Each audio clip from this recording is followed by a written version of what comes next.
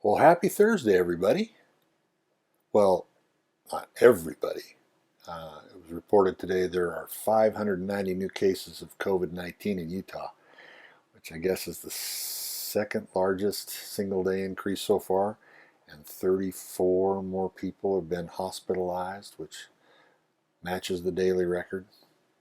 But masks should be optional, our freedom loving leaders keep telling us. Uh, I wonder whether Perry Mason would have worn a mask. Yeah, I ask because we watched the first episode of the HBO series this week, and it was pretty good.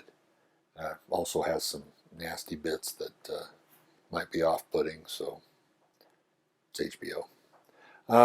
So I was thinking for today's first pages, I'd read something from Erle Stanley Gardner, the author who created Perry Mason.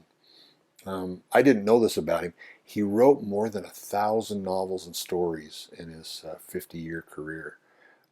He would release up to like 4 novels a year sometimes, which is prolific, amazingly. Anyway, his most famous character was Perry Mason, which was adapted into the long-running TV series and TV movies starring Raymond Burr as the legendary defense attorney. I interviewed Burr back in the late 80s or early 90s at a hotel in Salt Lake. It was a strange experience. We sat there eating chocolates from a dish on the table between us, and as we talked about his career and his life, which we all found out after he died was mostly just a bunch of lies. Perry Mason. Anyway, this Erle Stanley Gardner book is The Count of Nine. Not one of his Perry Mason books. This one features the Cool and Lamb Detective Agency, which was in about 30 of his novels. So here then is the first page or so of Erle Stanley Gardner's The Count of Nine. As I opened the door and stepped into the reception room, a flashbulb blazed into brilliance and blinded me. Big Bertha Cool, who had been facing the camera with a fatuous smile on her face, whirled angrily, glared at me, and turned to the photographer. "Did that hurt anything?" she asked. "I'm afraid it did," the photographer said apologetically. The opening of the door put it at just the right angle so my flashbulb was reflected back into the camera. Bertha said by way of explanation, "It's only my partner." Then, as I hesitated, she said, "Don't worry, Donald. It's just publicity. I have it all fixed up." She was turning back toward the cameraman when she caught the pose of the filing clerk who was sitting on the corner of the desk with her skirt up over her knees. Her toes pointed down so that her crossed legs showed to advantage. "Now what the hell are you doing sitting there sticking that nylon out at the camera?" Bertha asked. The girl looked helplessly at the photographer. "She was following instructions," the photographer said. "Whose?" "Mine." "Well, I'm the one who gives all the instructions here," Bertha told him.